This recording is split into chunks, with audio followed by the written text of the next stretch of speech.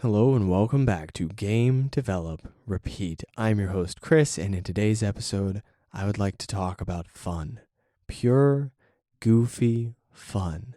I think there are some games that focus on this specifically, and you may think, isn't every game fun, Chris? Isn't every game focused on fun? I think every good game is enjoyable, but I think that the enjoyment does not necessarily come from this concept of fun. So I want to focus in on a game that I think targets fun specifically, rather than worrying about the story, rather than worrying about the impact, the immersion, all of these things. Let's lock in on just the fun. And in order to have that conversation today, we're going to focus on the Worms series of games.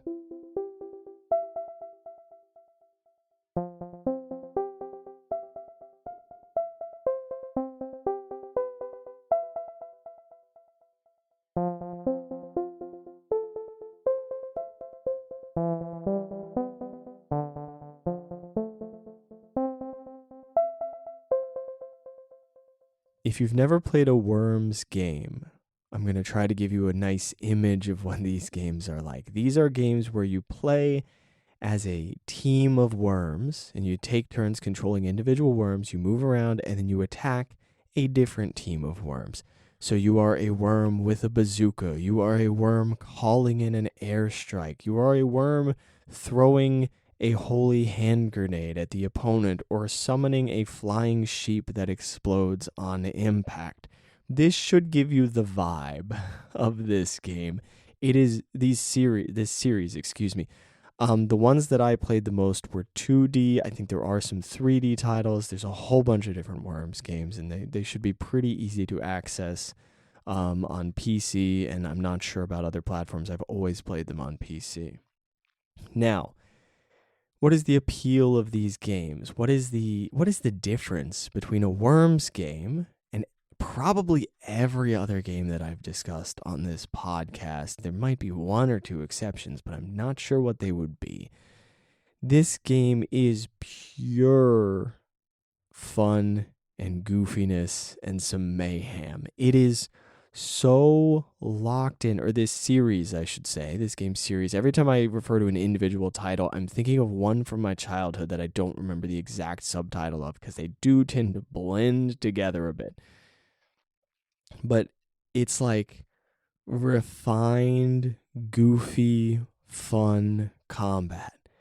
You make so many mistakes in this game and end up blowing up your own troops, and you enjoy the process because it's so funny, right? You're like, oh my God, I can't believe I did that. I didn't take into account the wind, right? I didn't take into account this. And then, oh, look at these animations that play out.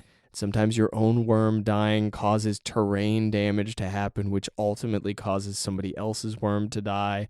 Sometimes they end up drowning. There's different charming animations. There's different fun, goofy voices. It is full on Goofball. No story, no huge emotional impact other than, oh no, my worm is dead. Or yes, I took their worms out, right? There's not some big character-driven narrative. There's none of this stuff. It's not some immersive world with these high-definition graphics that you're getting lost in. And let me be clear, I love these things. And they can be extremely fun. They can be some of the most fun you have, and they can also be extremely, what would the word be? Enjoyable, entertaining. I think there's a difference between fun and enjoyable, and I think it's important that we notice this difference. I once had a professor when I was studying music who would always say that he hated the word fun because a lot of music educators will be like trying to promote their program by saying music is fun, music is fun, music is fun. And then people would be like, yeah, but what does that mean?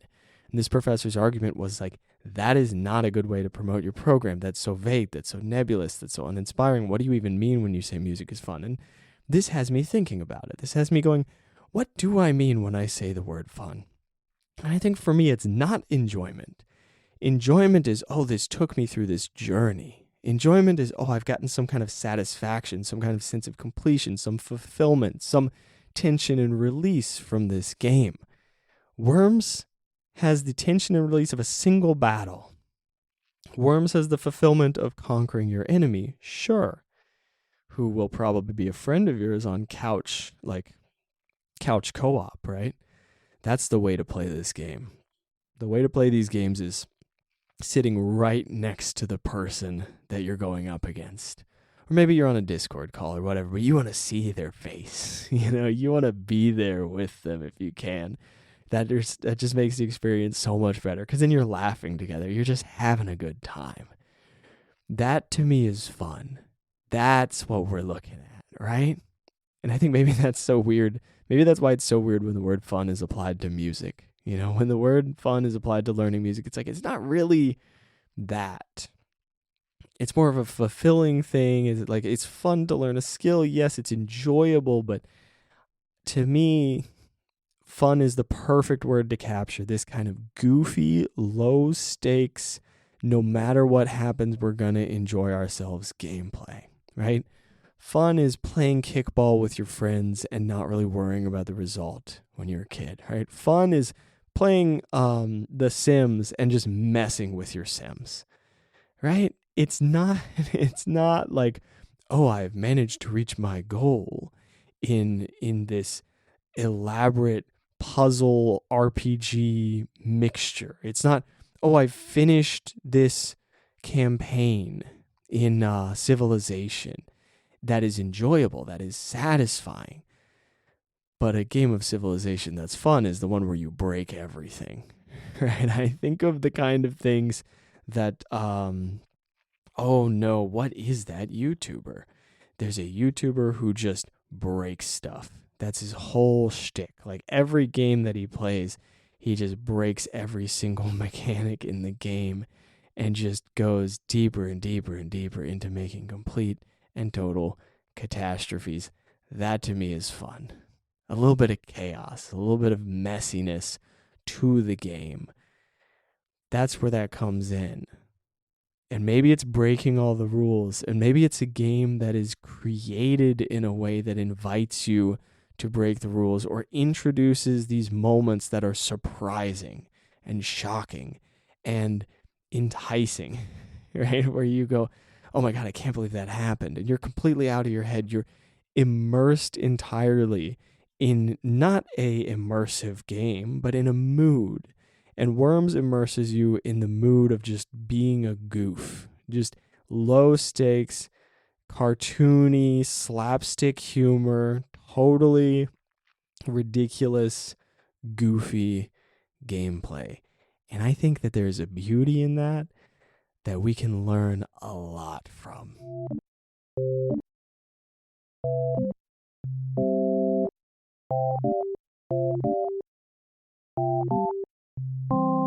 There are a million lessons we could learn from any particular game that we talk about, right? I could pick up so many lessons from the Worms series. I could talk about destructible environments. I could talk about voice acting, juice, sound design, all of these different pieces that go into it, the way that the worms explode, how much screen shake are we doing, how are we doing the trajectories of these different weapons, what does it do to the game that we've made a sheep that explodes into more sheep that also explode. I think that, no, that's the banana bomb. I'm sorry, I'm mistaking the sheep for the banana bomb. How silly of me.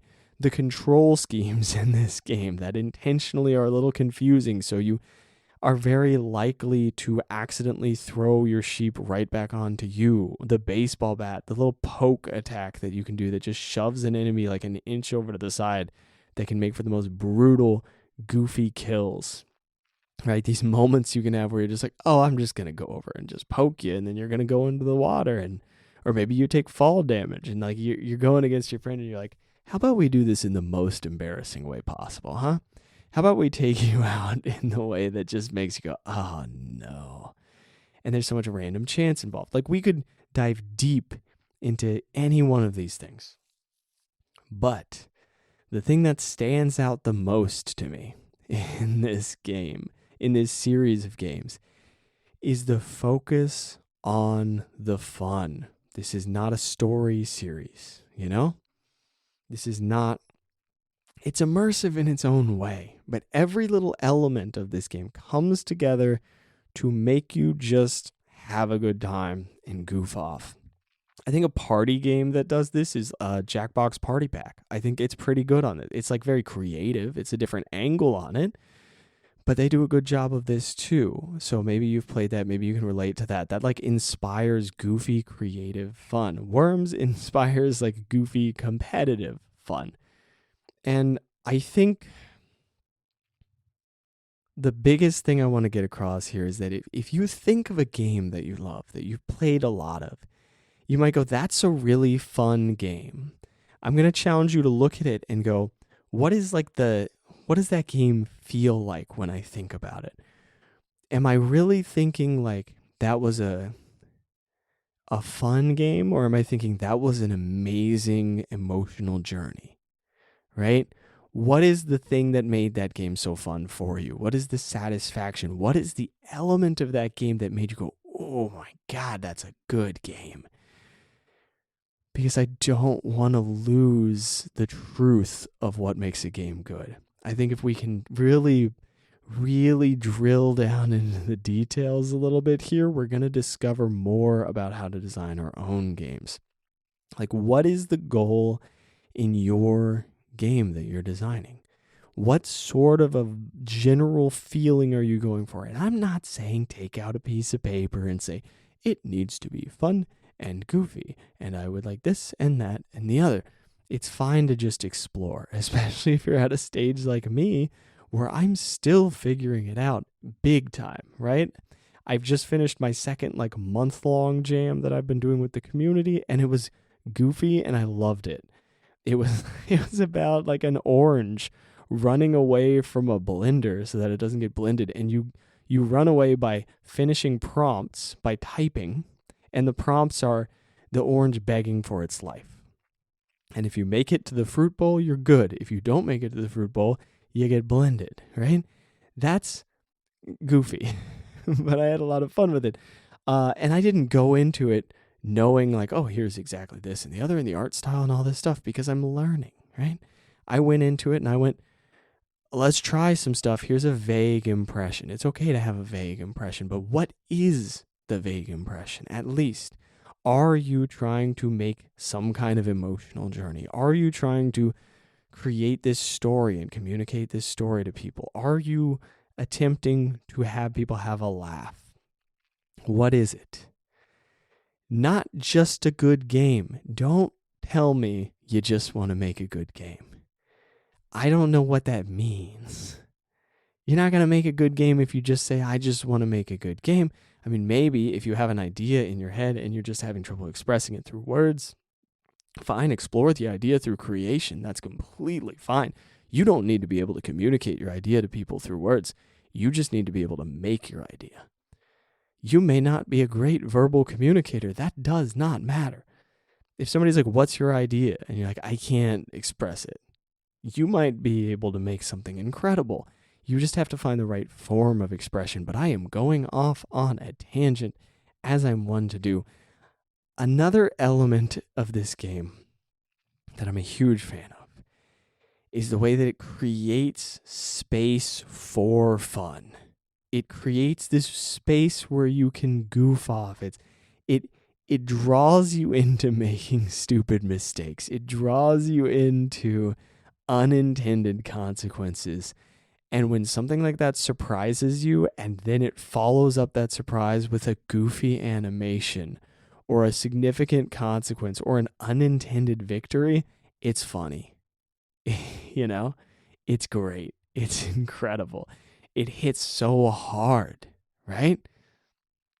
And do you want to make space for that kind of thing in your game? Do you want to create a situation where like the player can break the game entirely if they want to? They can do so much stuff. How much space do you want to create for this? How much unintended stuff do you want to happen? And here's an interesting angle. You can have stuff be pretty locked in, right? You can have specific narrative lines that the player has to follow, and still have the game be very fun. You can have a very linear, very fun game, right? I'm thinking of oh good lord, the Stanley Parable. The Stanley Parable, it's more funny than fun, but those are very tightly connected in my mind, right? The Stanley Parable is a joy to play because it has all these moments that just make you just start laughing, just having an absolute cackle. But it is it's very surprising, it's very entertaining, and it's also oddly linear. It's got a lot of diverging paths, basically. I highly recommend that game, by the way. Not going to spoil anything. Highly recommend it. Great game. Good old fantastic game. Where were we going with this? I think I've communicated my core message about this Worms game, and I think maybe or this Worms series, and maybe this will just be a shorter episode today.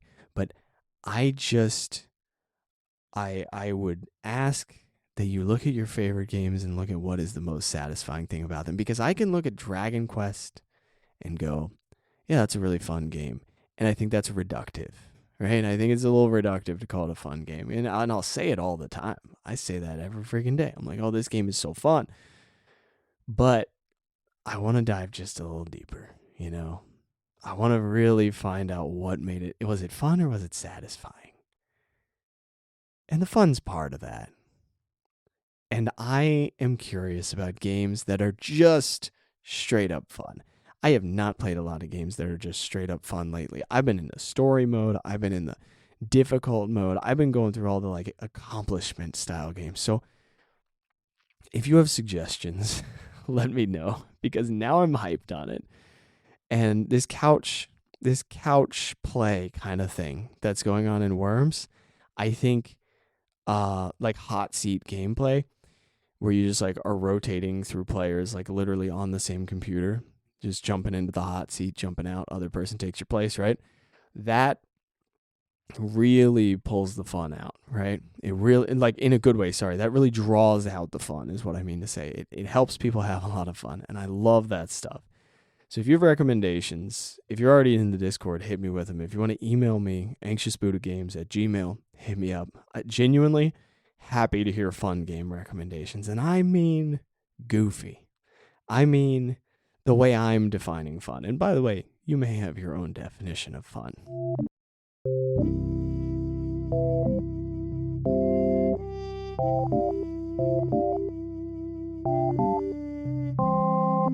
As usual, I've got a few questions for you this week, and I will try to answer them myself as well. First question is, what is fun for you? How are you defining fun? Because I think that my definition's a bit odd, and maybe we disagree on this, and that's completely fine. I'm just using this to try to refine my understanding of the specific experience that different games provide, right? Maybe what I'm calling fun, you would call funny, right? Maybe what I'm calling fun, you would be calling like goofy or chaotic or whatever.